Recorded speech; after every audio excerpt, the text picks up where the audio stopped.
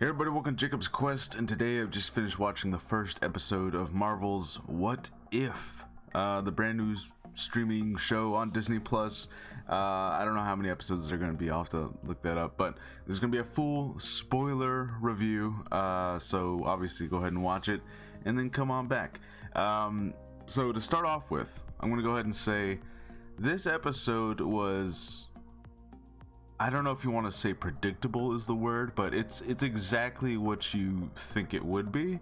And there are not a whole lot of surprises. There are a couple cool ideas, and this is the Captain Carter episode. This is the one I think that has been the most promoted out of anything in the show. Like most of the trailers and most of the posters have like very much highlighted Captain Carter as like a major character in this series.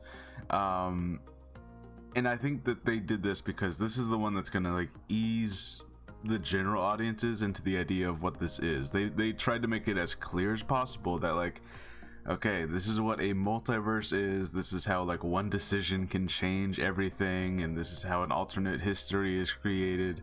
And they're like, you can tell that even though they kind of did all this with Loki, and although, you know, many of us comic book nerds and movie nerds, like, we know what a multiverse is, they don't have to explain all this to us.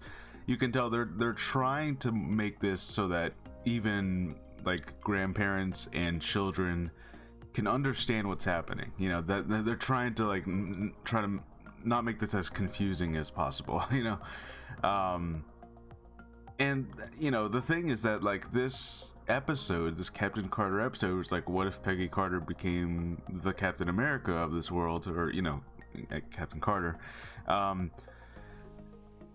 lot of it, like especially like the first whole half of the episode, it felt like you're watching the first Captain America movie just on fast forward. You know, you can tell like everyone's they're playing very specific scenes from the movie, but you know, obviously with just that twist of like, oh, but it's Peggy Carter. And you can tell, and there are parts where like even people are talking a little fast, you know, almost like it's at 1.25 speed, you know, like they sped it up just a little bit because they only got 30 minutes to try and tell this story. I think it's really the second half of the episode where things actually get interesting, because it starts to diverge a lot more from the actual just movie.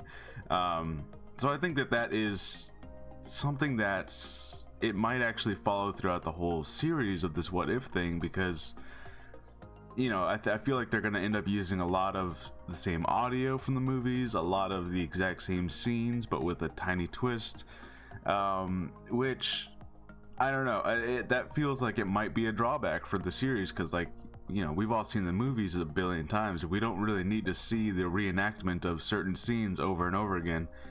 But it kind of feels like that's inevitable, because they have to do like, you know, what if T'Challa was Star-Lord? What if I don't know, Spider-Man got Doctor Strange's cape or something? I don't know.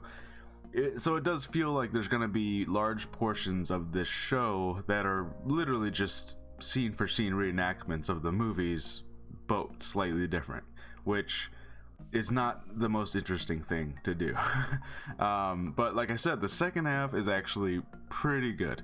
There are a couple cool ideas here, like for example, in this version they were able to capture the Tesseract much earlier, and so Howard Stark was actually able to create his own, you know, I guess would be like Model 1 Iron Man. You know, they called it the Hydra Smasher, and it makes sense that it was powered by the Tesseract, because obviously the arc reactor technology had not been created yet, you know. So that I thought was actually a cool idea, because that was a big question I had. I was like, if Tony Stark hasn't made the arc reactor, are they just gonna make it so Howard Stark makes it? But like, no, they capture the Tesseract. So I'm like, okay, that's a cool idea, you know, that actually makes sense. Like that, yeah, if he had his hands on it earlier, that's definitely maybe what would have happened. I don't know.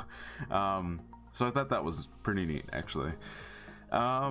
And yeah, they do a bunch of similar things. You know, there's like the scene where instead of Bucky falling off the train, it's Steve in the suit that seems to die, but you know, by the end of the episode they actually find him again, so he's fine. And I think really the most interesting thing is that like, because you know, instead of doing this whole plot where Red Skull is gonna drop these bombs on different cities and use the Tesseract as basically, a weapon creating thing, like just uses energy to create like guns and bombs and stuff like that. Instead, what he's trying to do here is open a portal to let some sort of Hydra, the Hydra god in or something, which is interesting. They don't really go into like why his plans changed so much. Maybe it's because he didn't have the Tesseract for such a long time that he's like, okay, fine, we'll try something entirely different when we eventually do get it back, and the thing about this Hydra god thing that they had was I know that there is a villain in the MCU, or not the MCU, but Marvel Comics. There is a interdimensional squid villain guy who's like, his whole deal is the multiverse, and he's basically just a big squid. I don't remember his name. I want to say it's like Gamorath or something like that. I don't know. And that appears to be who they were calling through this portal, because all we see is a bunch of tentacles and, maybe like a mouth, like a squid mouth, but we don't really see his whole body of this thing, of whatever they were calling through. For a moment, I thought maybe this was Agents of S.H.I.E.L.D. did this thing where like there was like an Inhuman, but he was like a squid man, and that was Hydra's whole thing. It was like this evil squid guy. For a second, I thought maybe they were doing that, but no, it seems to be this interdimensional giant squid creature, who, by the way, many people have theorized, or at least there are rumors that might be a major part of Doctor Strange Multiverse of Madness, is this squid creature. So this might actually be our first hint towards that thing being like a major plot point, both in this show and in Doctor Strange. And then by the end of the episode, Peggy, of course, she ends up pushing the squid through the portal, and she gets, sucked through the portal herself. So, very similar to Steve Rogers being stuck in the ice, of course.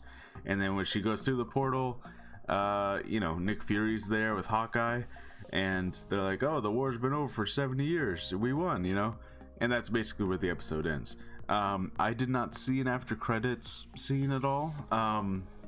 And my other thing is that like this, I could not tell based on the trailers whether this show is going to have a continuing storyline throughout the episodes.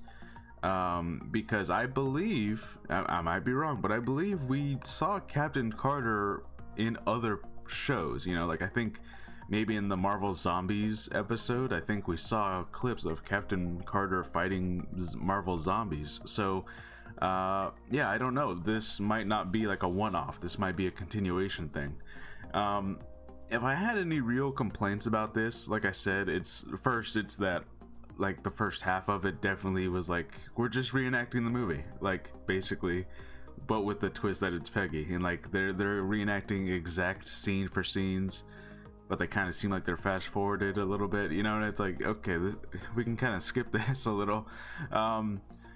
They do a lot of like it was the 50s, and so girls in the military and all that stuff, a lot of the dames can't fight on the front lines and all that stuff, and they do that like several times, which I think you could have done it maybe once and like gotten the point across of like, oh yeah, see, but she's Captain Carter, so but they kind of do it like 3 or 4 times, which I don't know, it's a 30-minute episode, you didn't need to do it that many times.